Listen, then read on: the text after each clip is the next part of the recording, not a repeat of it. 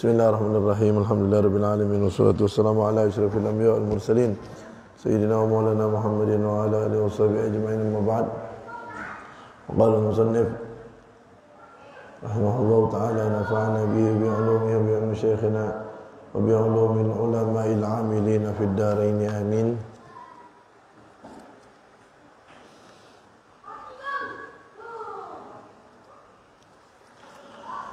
Babut tarhib minar riba.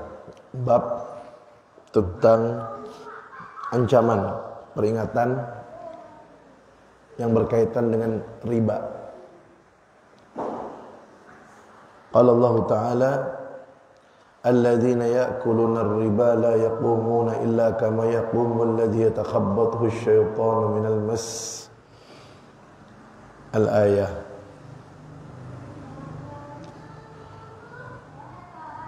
Surah Al-Baqarah ayat 275.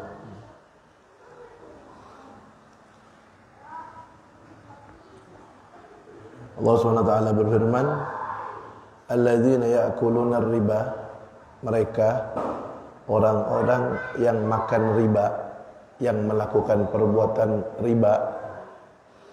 La yaqumun, mereka tidaklah berdiri nanti di akhirat, illa kama yaqumul ladzi yatakhabbathu asy-syaitanu minal mas, kecuali seperti berdirinya orang yang kerasukan setan.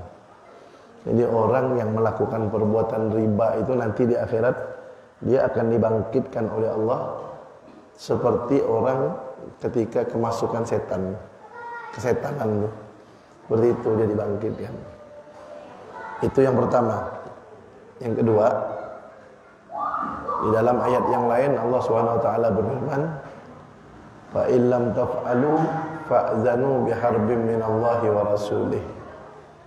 Kalau mereka orang-orang yang melakukan perbuatan riba itu tidak mau berhenti, kata Allah, tidak mau bertaubat, tetap melakukannya, apa kata Allah?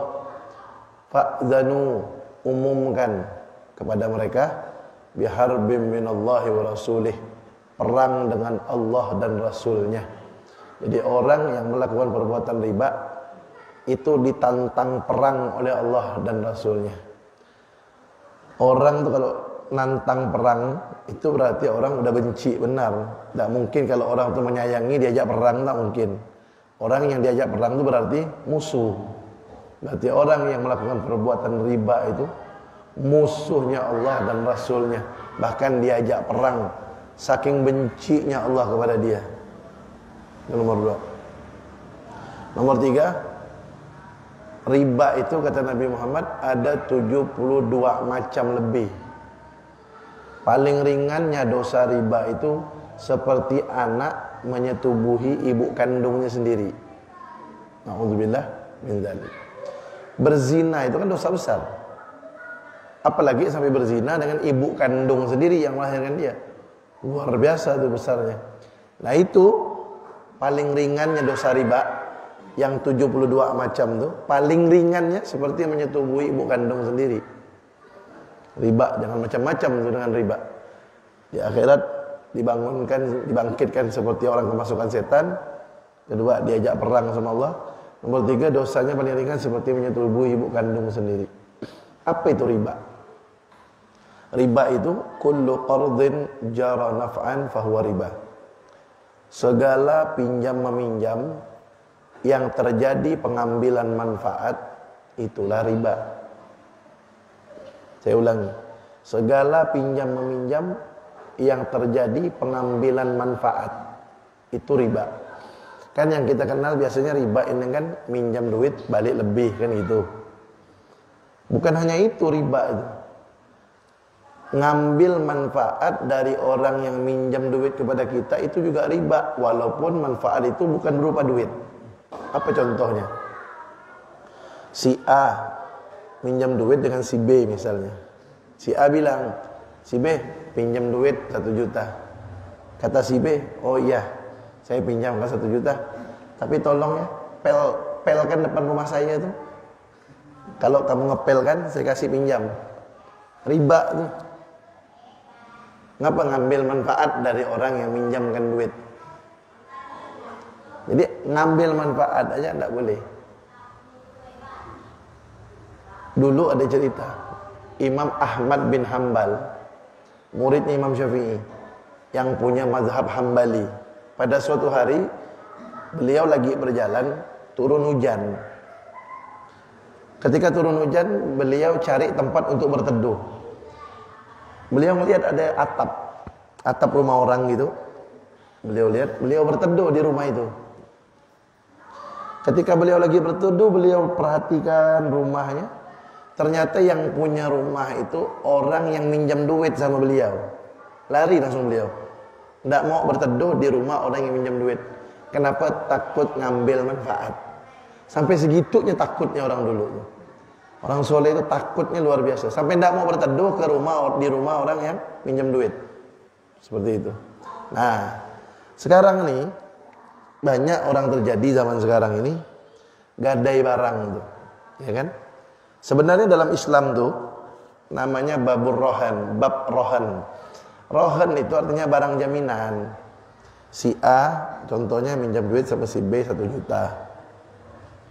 Si B bilang, si A, saya pinjamkan duit 1 juta, barang jaminannya apa? Sebenarnya tuh akad itu pinjam-minjam duit kan. Cuman si B ini minta barang jaminan biar si A ini bayar duitnya, takut dia lari. Oh, kata si B, ya, barang jaminannya motor saya nih. Nah, kalau istilah orang sekarang kan gak ada itu, motor saya, udah. Tahu-tahu motornya dipakai sama si B, riba. Itu riba. Kenapa? Mengambil manfaat dari orang yang minjamkan duit. Nggak boleh. Minjam 1 juta, balik 1 juta. Itu barang gadaian, tak boleh dipakai. Itu kan cuma jaminan. Nggak boleh ngambil manfaat. Kecuali yang punya motor tuh, si B itu bilang begini, si A, ini barang jaminan nih, kalau mau pakai, pakailah, nggak apa-apa, saya ikhlas. Boleh. Kenapa? Dia ngizinkan. Gitu. Atau si A bilang begini, si A bilang, si B, boleh tak motor ente nih, yang jaminan nih, boleh tak anak izin anak pakai? Oh, kata si B bilang, ya tak apa-apa, pakailah. Boleh ya? Boleh, pakai. Tak apa-apa, pakai izin kan. Minjam dia. Tapi kalau dijadikan syarat, itu yang tak boleh. Dijadikan syarat. Ente minjam 1 juta, sini motor ente. Jadikan barang jaminan, anak pakai motornya. Nah, kalau tidak boleh pakai, aku tak mau minjamkan. Nah, itu kan dijadikan syarat tuh. Itu yang tak boleh. Kalau tidak dijadikan syarat, boleh. Kenapa? Yang punya motor mengizinkan. Nah, kalau yang udah jelas membungakan uang itu, minjam 1 juta, bayar 1 juta lebih. Biar lebihnya 1.000 rupiah. Biar lebihnya 100 rupiah. Pokok ada lebih dikit, itu udah jelas riba. Jangankan lebih duit, ngambil manfaat ya tadi udah jelas riba. Apalagi lebih duit. Oh enggak beb, kata si B nih yang minjamkan duit, enggak beb, si A yang minjam tuh ikhlas. Dia minjam 1 juta, balikkan 100.000, ikhlas. Siapa bilang ikhlas? Bukan dia ikhlas sebenarnya, mau tak mau ya, karena dia butuh duit. Sebenarnya dia tak mau ngasih lebih kan gitu. Karena dia butuh duit, ya mau tak mau lah dia bilang dia ikhlas biar dapat pinjaman. Coba kalau bilang sama dia, ente minjam duit 1 juta nih, enggak ada syaratnya. Kira-kira mau ada yang kasih 100.000 lebih? Kan enggak. Makanya enggak boleh disyaratkan tuh. Nah, kecuali kalau begini, minjam 1 juta, balikkan 1 juta, udah begitu. Tahu-tahu ketika pas mau balikkan duit nih, si A mau balikkan duit sama si B, si A bilang, nih duit ente 1 juta ya, ini hadiah dari anak, enggak apa-apa.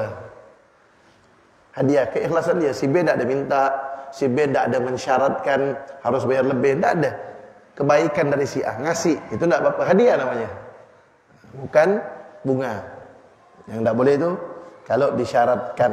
Kalau tidak bayar lebih, tidak mau minjamkan, nah itu yang tidak boleh. Nah, juga yang banyak terjadi sekarang selain itu, gadai itu, minjam duit di bank. Hati-hati, itu riba. Gadai di pegadaian, itu riba. Kan? Dapat SK pegawai, langsung masuk ke bank biar bisa ngambil mobil baru kan gitu. Riba, anggota dewan begitu dilantik langsung masuk SK biar dapat mobil baru. Riba, sertifikat rumah, BPKB motor, mobil, sertifikat tanah, riba semuanya. Dan kalau mau dekat-dekat lebaran biasanya ibu-ibu emasnya di sekolah kan kata dia, biar bisa bikin kue lapis, kan? Biar bisa bikin kue lapis, biar bisa buat horden baru, biar bisa kursi baru, biar anak-anaknya ada baju lebaran. Kadang-kadang tak sedikit juga bapak-bapak motornya, mobilnya di sekolah kan. Istilah kan mereka kan begitu tuh. Mana mobil sekolah kan kata dia. Masukkan gitu begadaian maksudnya. Riba, biarlah kita hidup sederhana. Biarlah kita hidup apa adanya, yang penting barokah. Pengen cepat kaya dengan cara seperti itu, diajak perang sama Allah. Untuk apa? Ya kan? Untuk apa kita kelihatan mewah itu tapi dibenci sama Allah Subhanahu wa taala? Untuk apa kita kelihatan wah tapi nanti naudzubillah min dzalik di akhirat dibangkitkan seperti orang kemasukan setan? Untuk apa kelihatan megah tapi dapat dosa seperti menzinai ibu kandung sendiri? Beb, anak dulu pernah beb pinjam duit di bank, tobatlah cepat-cepat. Anak pernah begadai beb di pegadaian, tobat cepat-cepat sebelum roh sampai ke kerongkongan. Kata Nabi Muhammad dalam hadis, beliau bersabda, "Innallaha yaqbalu taubatal 'abdi ma lam yugharghir," atau kama qala. Sesungguhnya Allah senantiasa menerima taubat hambanya sebelum roh sampai di kerongkongan. Kayaknya beb, roh anak ini masih jauh lah sampai kerongkongan beb. Nanti ada anak taubat beb. Mana kita tahu? Kadang-kadang orang pergi berjalan jatuh. Mana kita tahu roh kita masih jauh dari kerongkongan apa enggak kan gitu. Nah, terlanjur masih ada kesempatan. Yang dulu-dulu pernah minjam duit di bank, pernah gadai, taubat cepat-cepat. Taubat minta ampun sama Allah, jangan lagi diulangi perbuatan itu.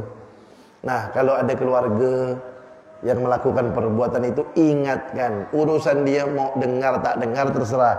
Yang penting kita nyampaikan. Kita nyampaikan itu berarti kita sayang sama dia. Kalau tidak nyampaikan berarti tidak sayang. Kita kan pengen menyelamatkan dia. Tugas kita cuma nyampaikan hidayah datangnya dari Allah Subhanahu wa taala. Sampaikan ya. Urusan dia mau sadar tak sadar terserah. Jangan sampai tidak diingatkan. Kesian. Apalagi kadang-kadang orang mau buka usaha tu kan. Mau buka usaha. Oh itu rata-rata tu. Tidak semuanya sih. Banyak ingin buka usaha ini, rumah makan segala macam. Punya sertifikat. Udah punya sertifikat tu hijau mata tu. Mana lari ni? Kan? Pengen kan? BPKB motor dah keluar. Oh, putar tu otak. BPKB ada ni. Pengen usaha ini, usaha ini. Usaha dari modal yang udah tak benar dah. Udah banyak buktinya, Orang kalau udah usaha dari modal yang tak benar itu tak ada berkah hidupnya. Usaha pertamanya modal udah tak benar, udah tak halal. Alhamdulillah min dzalik. Wa an Abi Hurairah radhiyallahu anhu anin Nabi sallallahu alaihi wasallam qala ijtanibus sab'al mubiqat. Qalu ya Rasulullah wa ma hunna? Qala asyirku billah was-sihru wa qatlun nafsi allati harramallahu illa bil haqq wa aklur riba wa aklu malil yatim wa tawalli yawmaz zahfi wa qadhful muhsanatil mu'minatil ghafilat. Muttafaqun alaih, rawahu Abu Daud wan Nasa'i. Dari sahabat Abu Hurairah radhiyallahu anhu, dari Nabi Muhammad SAW, beliau bersabda, apa kata Nabi Muhammad? Ijtanibu sab'al mubiqat. Jauhilah kalian 7 perkara yang dapat mencelakakan kalian, kata Nabi. Apa itu 7 perkara yang dapat mencelakakan, membinasakan? Qalu, sahabat bertanya, ya Rasulullah, wahai Rasulullah, wa ma hunna? Apa 7 perkara yang membinasakan itu? Qala, beliau menjawab, yang pertama asyirku billah. Syirik kepada Allah Subhanahu wa taala. Syirik itu kan bisa 3. Satu dengan perkataan. Apa contohnya? Dia mengatakan bahwasanya ada sesuatu yang dapat memberikan manfaat atau bahaya selain Allah. Syirik. Syirik itu menyekutukan Allah. Dia yakin Tuhannya Allah. Tapi dia yakin ada yang lain yang dapat memberikan manfaat atau bahaya selain Allah. Itu kan syirik namanya.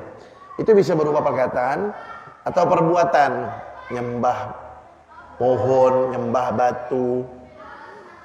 Kemudian dengan i'tiqad, keyakinan. Dalam dia tidak ngomong, tidak melakukan, tapi hatinya meyakini ada sesuatu yang dapat memberi manfaat atau bahaya selain Allah. Syirik juga tuh.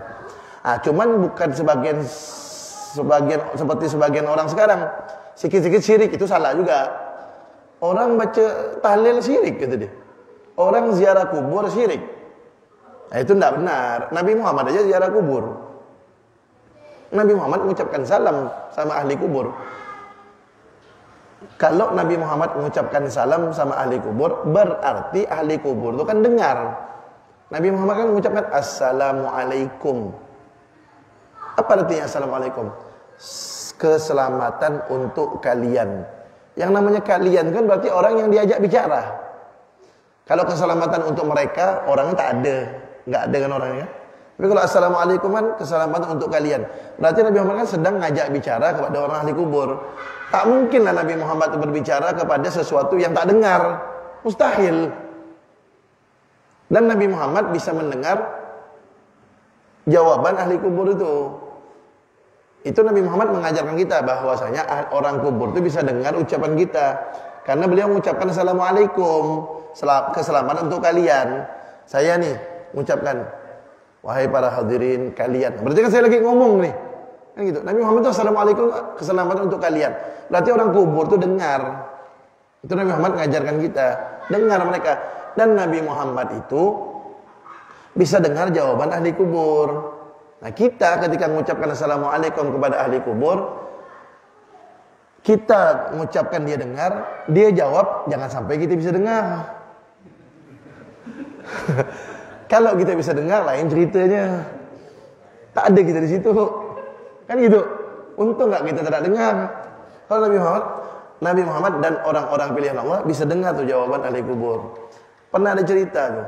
Ya, ada seorang meninggal dunia. Ada seorang meninggal dunia. Orang ini tukang bersihkan masjid. Nabi Muhammad senang sama dia. Karena dia kalau bersihkan masjid itu bersih masjid itu. Pada suatu hari Nabi lewat di perkuburan. Ada kuburan yang masih basah. Masih baru gitu. Nabi Muhammad tanya, ini kuburan siapa? Ini kuburan si dia Nabi yang tukang bersihkan masjid. Nabi tanya, kok tidak kasih tahu saya waktu meninggal? Agak kesal Nabi. Kok tidak kasih tahu saya, kata Nabi. Oh, waktu itu musim panas, wahai Rasulullah. Kami takut mengganggu istirahat engkau. Apa yang dilakukan Nabi? Nabi Muhammad sholat jenazah di kuburannya. Boleh itu, sholat jenazah di kuburan. Kan kalau jenazahnya di luar kota, namanya kan sholat gaib. Tapi kalau jenazahnya satu kampung, satu kota dengan kita tidak sempatkan sholat, pergi ke kuburannya, sholat. Ini kuburan misalnya, itu kiblat. Nah, kita sholat di sini, bukan ninja atas kuburannya, enggak. Samping itu sholat. Sholat jenazah di situ boleh. Nabi Muhammad pernah lakukan itu. Habis Nabi Muhammad sholat jenazah itu, Nabi Muhammad ngomong sama dia. Ngomong sama orang kubur itu. Ada hadisnya tuh dalam kitab Al-Fawaidul Mukhtarah disebutkan. Nabi Muhammad tanya, apa yang kau dapatkan di sana, kata Nabi. Dia jawab, Allah beri saya kenikmatan gitu. Apa sebabnya? Nabi tanya, amalan apa yang kau lihat paling bagus? Apa dia bilang? Membersihkan masjid, dia bilang. Bersihkan masjid gitu dia. Tuh, orang yang bersihkan masjid, orang yang bersihkan masjid tuh, satu, dicintai Nabi. Orang yang bersihkan masjid tuh, dicintai Nabi. Nomor dua, dapat nikmat. Dapat nikmat dari Allah Subhanahu wa taala. Orang yang bersihkan masjid tuh, dalam kuburnya senang dia. Dan itu termasuk perbuatan yang paling dicintai oleh Allah Subhanahu wa taala. Perbuatan yang paling terbaik. Beruntunglah yang bersihkan masjid tuh. Ya. Itu artinya orang ahli kubur itu bisa jawab. Jadi ketika kita ziarah kubur, satu, kita mengucapkan salam, memang orang kubur bisa dengar. Nomor dua, kita mendoakan ahli kubur. Kan mendoakan ahli kubur. Nabi Muhammad aja mendoakan ahli kubur. Mana buktinya? Sholat jenazah. Takbir pertama Al-Fatihah, takbir kedua sholawat, takbir ketiga kan Allah maghfir lahu warhamhu wa'afi wa'fanhu. Itu kan doa kan, Allahumma ighfir lahu, ya Allah ampuni dia, warhamhu, rahmati dia, wa'afihi, selamatkan dia, wa'fu anhu, maafkan dia. Itu kan doa untuk ahli kubur. Kalau tak sampai, tak mungkin Nabi Muhammad doa kan. Wajib lagi itu, wajib tuh dalam salat jenazah itu setelah takbir ketiga. Takbir keempat setelahnya sunnah baca doa, tapi takbir ketiga wajib. Kalau tak sampai, tak mungkin Nabi bacakan doa. Kan? Berarti sampai doa kepada ahli kubur. Kemudian ketika kita ziarah kubur, selain kita mengucapkan salam, kemudian kita mendoakan dia, kita minta sama Allah kan. Kali kita minta sama orang kubur tuh, hei penghuni kubur, saya minta duit sama kamu. Itu salah. Kalau minta sama dia salah. Kita kan minta sama Allah, kan? Ya Allah, saya minta kepadamu berkat Habib ini, kiai ini, ustadz ini, orang alim ini. Kita minta kepada Allah berkat beliau. Kan gitu. Ngapa minta pakai berkat-berkat, pakai perantara-perantara? Itu namanya tawassul kan, tawassul namanya. Ngapa minta pakai perantara-perantara? Ngapa enggak minta langsung sama Allah? Ya udahlah, kalau ente tak mau pakai perantara, ente kalau sakit tak usah minum obat, minta ya langsung sama Allah. Ngapa ente minum obat? Memang obat yang nyembuhkan. Yang ngasih penyakit Allah, yang nyembuhkan siapa? Allah. Ngapa minum obat? Syirik ente kalau minum obat. Kalau ente minum obat meyakini obat itu menyembuhkan, syirik ente. Karena yang ngasih penyakit Allah, yang menyembuhkan Allah. Ngapa ente minum obat? Minta yang langsung sama Allah. Itu kan perantara tuh obat. Kalau ente sakit, tak usah pergi ke dokter, minta langsung sama Allah. Itu kan perantara. Nabi Muhammad tuh paling dicintai Allah. Para wali-wali Allah, orang-orang soleh, mereka lebih dicintai Allah. Kita minta nyebut nama mereka, mereka tuh orang yang dicintai Allah. Itu namanya tawassul, perantara. Nah, jadi gitu caranya kalau ziarah tuh gitu. Ini contoh nih ziarah, misalnya ziarah Sultan Syarif Abdul Rahman Batu Layang nih misalnya. Gini kalau habis ziarah, habis baca Yasin, tahlil apa? Ya Allah, kami minta kepadamu berkat Nabi Muhammad SAW dan berkat Sultan Syarif Abdul Rahman, beri kami ridhamu, rahmatmu, keberkahan dunia akhirat, jadikan anak kami anak yang soleh, keluarga kami sakinah mawaddah rahmah. Mintanya gitu. Kami minta kepada Allah berkat Nabi Muhammad dan berkat beliau ini. Gitu. Udah selesai doa, dah baru ngomong sama dia. Ngomong gini, wahai Sultan Syarif Abdul Rahman, doakan. Bilang minta doa. Doakan saya, istri, orang tua, keluarga biar dapat ridho Allah, selamat berkenan. Gitu caranya kalau ziarah. Kita minta doa, bukan minta sama dia, minta doa kan. Gitu. Itu caranya kalau mau ziarah. Jadi itu bukan termasuk syirik. Itu termasuk perbuatan yang baik. Nah, yang mau ziarah bagus, tak mau ziarah udah. Yang salah tuh nyala-nyalakan orang. Orang ziarah dibilang syirik, orang maulid bilang bid'ah, itu yang salah, tidak benar. Merasa dia benar sendiri. Mereka punya dalil, kita punya dalil. Gitu. Mereka merasa benar, tapi tak boleh menyala-nyalakan orang. Terserah dia kalau merasa benar, tidak boleh nyala-nyalakan orang gitu. Kemudian itu yang pertama, yang dapat membuat orang celaka, membinasakan orang, kata Nabi itu syirik kepada Allah SWT. Ziarah kubur bukan termasuk syirik. Kemudian wasihir, yang kedua yang dapat membinasakan orang, sihir, santet, nyihir orang, nyantet orang. Itu yang melakukannya dan yang meminta. Kadang-kadang orang datang ke dukun tuh, minta sama dukun nyantet orang tuh. Itu yang menyantet dan yang minta untuk dilakukan perbuatan itu, dua-duanya melakukan perbuatan yang dapat membinasakan dia. Makanya kalau ada, misalnya lihat, ada kan kadang-kadang tuh di medsos tuh, melihat ada oknum-oknum pejabat yang zalim, siapa yang bisa santet, coba disantet ya itu. Kadang-kadang kan gitu kan, coba disantet ya itu. Tak boleh, memang niat dia ingin memberantas kezaliman, caranya salah. Niat yang baik harus dilaksanakan dengan cara yang baik pula. Niat yang benar harus dengan cara yang benar, tak boleh dengan cara yang salah. Tak boleh pakai santet-santet itu. Kayak ada ketemu orang tua lagi. Ya Allah, siapa ke bisa ngajarkan saya ilmu? Dia geram, ada nengok satu oknum pejabat tu zalim, dia geram kan. Depan saya dia ngomong, siapa ke yang dia bisa ngajarkan saya ilmu santet, dia kata saya santet itu. Saking geram itu. Kita bilang lah, tak boleh gitu, caranya salah. Itu bahkan termasuk perbuatan yang dapat membinasakan, dapat menyengsarakan. Yang ketiga, kata Nabi, waqatlun nafsil lati harramallahu illa bil haqq, dan membunuh jiwa yang Allah haramkan kecuali dengan kebenaran. Bunuh orang kan tak boleh. Kecuali dua. Boleh bunuh orang tu. Satu, di antara yang diperbolehkan bunuh orang tu, satu, bunuh orang kafir yang memerangi Islam. Kan kafir kan terbagi dua ya, kafir zimmi, kafir harbi. Kafir zimmi itu kafir yang baik-baik, tak boleh diperangi, dimusuhi, diganggu aja tak boleh. Kata Nabi, man adza zimmiyan fa ana khasmuhu khasamtuhu yaumal qiyamah.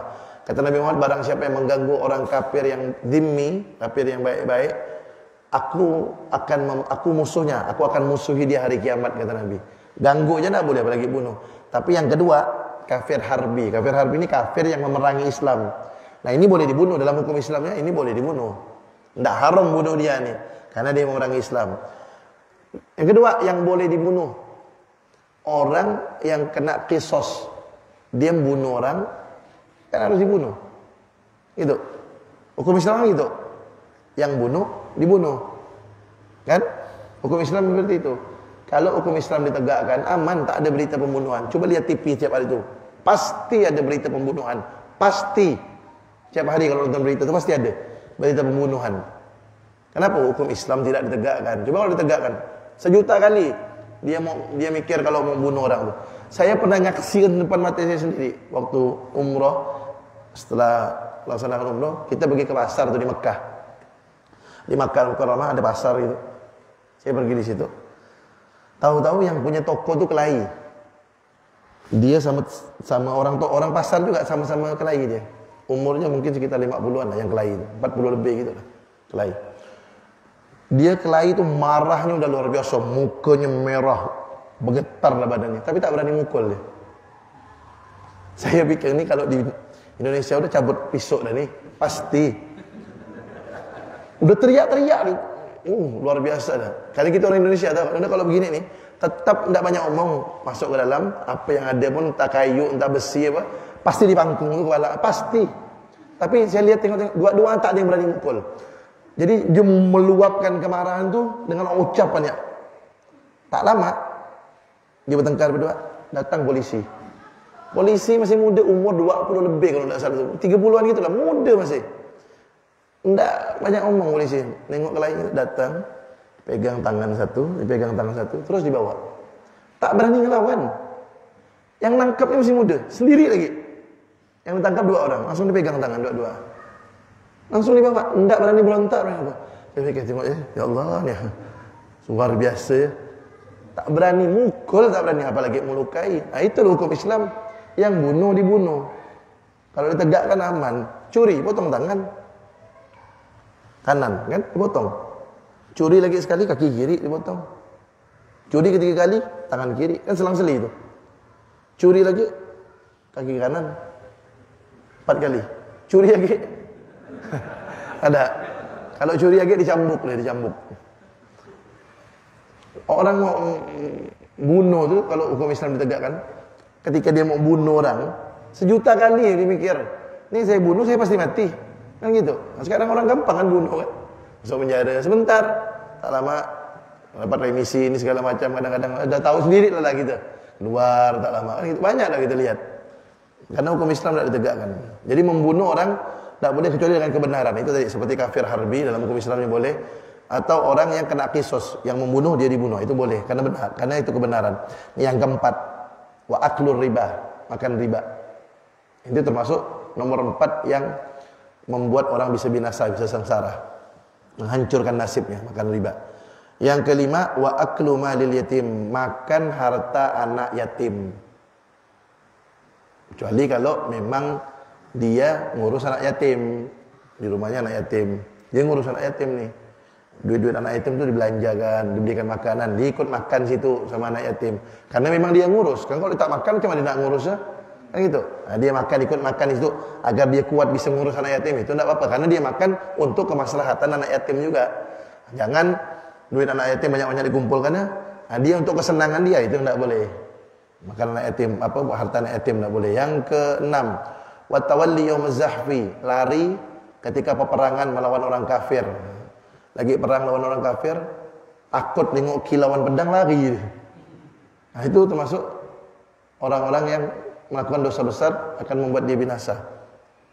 Yang terakhir, ini juga banyak terjadi. Yang terakhir nih, wa qadhful muhsanatil mu'minatil ghafilat, dan menuduh orang-orang perempuan yang beriman, orang Islam artinya, berbuat zina.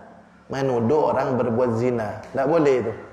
Makanya tidak boleh, maaf nih, tidak boleh sembarangan mengucapkan ucapan, maaf nih, ada tengok perempuan tengah malam balik pakai baju seksi, maaf nih ngomong itu PSK tuh, itu lonte, itu pelacur. Hati-hati tuh ngomong gitu tuh, tidak boleh. Hukum Islamnya itu yang ngomong gitu tuh, kalau dia tidak bisa menghadirkan 4 orang saksi, atau si perempuan tidak ngaku, itu orang namanya qadhif.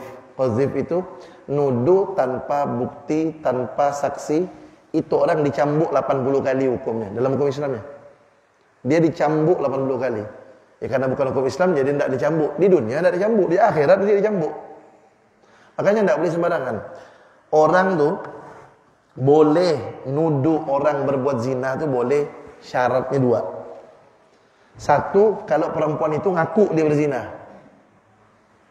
Misalnya ada laki-laki bilang, maaf, itu PSK tuh. Saya ditanya, ente benar PSK? Benar atau tidak? Selesailah, selamat nih laki-laki ini. Tidak dicambuk dia, ngaku perempuannya. Kalau perempuannya tidak ngaku, berat nih laki-laki ini. Dia harus menghadirkan 4 orang saksi. Dalam hukum fikih, dalam kitab Fathul Qarib yang fikih itu, ini Fathul Qarib hadis. Fathul Qarib yang fikih itu dalam di situ disebutkan orang kan tidak boleh ngelihat kemaluan wanita yang bukan istrinya, kan tidak boleh. Kan termasuk dosa besar. Kecuali boleh ngelihat kemaluan wanita lain yang bukan istrinya kalau untuk menyaksikan dia ketika berzina, itu pun harus 4 orang. Ini contoh nih. Ada perempuan. Nah ini rekam tak boleh. Tak bisa, kalau hukum Islam tak bisa direkam. Harus 4 orang yang direkam langsung. Kalau direkam tuh tak bisa hukum Islam. Nah, kalau ada perempuan misalnya nih masuk ke kamar dengan laki-laki, kita tahu itu bukan suaminya, masuk ke kamar. Kalau kita ingin menyaksikan perzinahan dia, tujuannya bukan untuk menikmati, tujuannya agar perempuan itu dihukum. Tujuannya kan, kalau hukum Islam kan orang yang udah pernah menikah berzina, kan hukum Islamnya dikubur setengah badan, dikubur setengah badan di pinggir jalan umum, dilempar oleh orang-orang yang lewat itu dengan batu yang tidak besar, tidak kecil, sedang, dilempar sampai mati, kan gitu. Hukum rajam kan, kalau dia pernah menikah. Kalau tidak pernah menikah, zina, na'udzubillah min dzalik, dicambuk 100 kali, kan gitu. Kalau ada wanita masuk kamar sama laki-laki yang bukan mahram, ada orang ingin menyaksikan dia biar dia dihukum, tidak boleh dia sendiri menyaksikan. Harus 4 orang laki-laki yang menyaksikan. Gimana nyaksikannya, Beb? Maaf nih, hukum Islam nih. Nyaksikannya tidak cukup dia buka baju berdua. Ente 4 orang menyaksikan apa? Buka baju Beb berdua. Terus naik keranjang dua-duanya. Terus tidur, satu di atas, satu di bawah. Terus udah, tak cukup. Tidak cukup.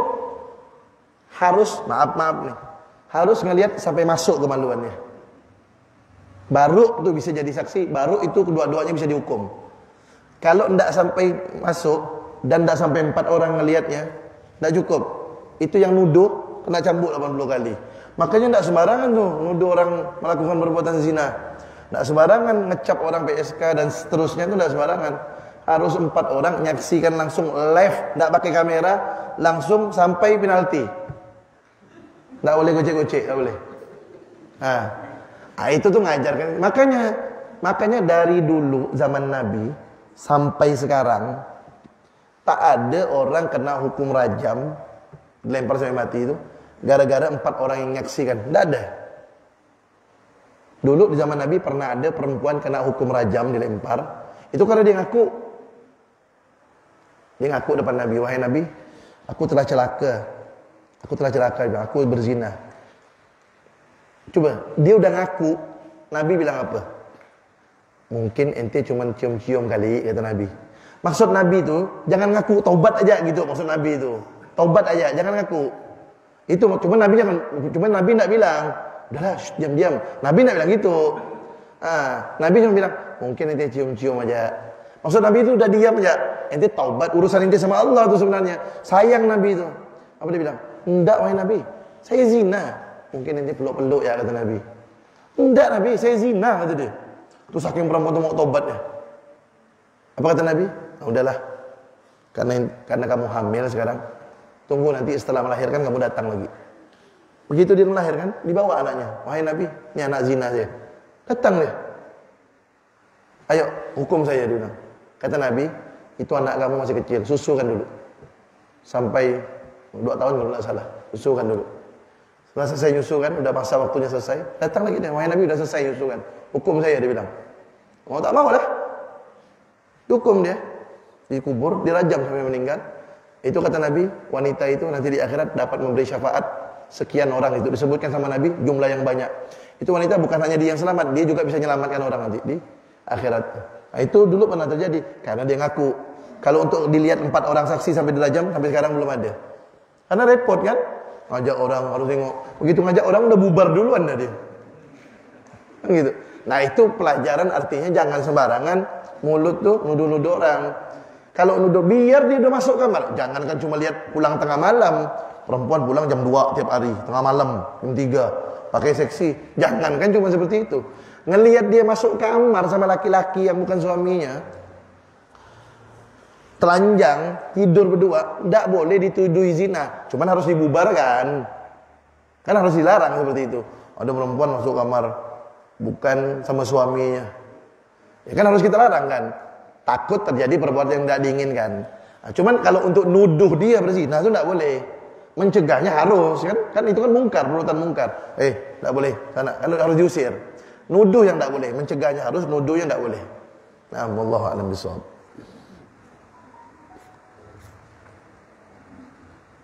Ini terakhir. Satu lagi. Wa an Ibnu Mas'ud radhiyallahu anhu qala, dari sahabat Ibnu Mas'ud radhiyallahu anhu beliau berkata, la'ana Rasulullah SAW. Rasulullah SAW melaknat siapa? Akilar riba, orang yang makan riba. Wa mukilahu, dan orang yang memberikan riba. Jadi orang yang makan riba, orang yang memberikan riba dilaknat oleh Rasulullah SAW. Rawahu Muslim wa Nasa'i. Zadat Tirmizi wa ghairuhu ka Ahmad wa Abi Dawud wa Ibnu Majah wa Ibnu Hibban wa syahidaihi. 2 orang yang menyaksikannya juga dilaknat. Wa katibahu, tukang tulisnya. Tukang tulis riba kena. Yang makan, yang memberikan, tukang saksi, tukang tulis, semuanya dilaknat oleh Rasulullah SAW. Dilaknat, na'udzubillah min dzalik. Nah, wallahu a'lam bishawab. Kita dengarkan azan dulu.